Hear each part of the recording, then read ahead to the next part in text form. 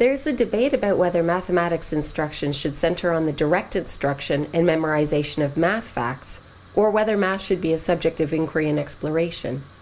In this project, the direct instructions given by Christina about how to use the template, how to design patterns, and how to use the loom were taken and individualized by each student so that they could make sense of the task in a way that was meaningful for them, and, consequently, they learned a great deal of math content.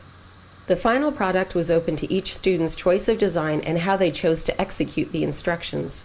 The process of making sense of the instructions and the process of creating tangible products resulted in students who were motivated and engaged in the activity and in the math concepts inherent in the activity. Teaching through modeling, or direct instruction, does not have to result in surface-level learning through imitation. Instead of finding one correct answer, students explored multiple solutions and ways of completing the activity. Although Christina began each lesson by directly teaching students an aspect of the activity, once students were at the phase of designing their own patterns or working on the looms to create their bracelets, she sat at a central table and students were free to work with her individually or in groups. Other students worked in their table groups or in groups on the carpet.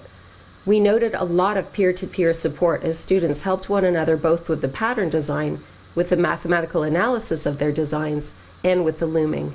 A feeling of safety, humor, and community provided an opportunity for students to begin to develop a positive, personal relationship with mathematics.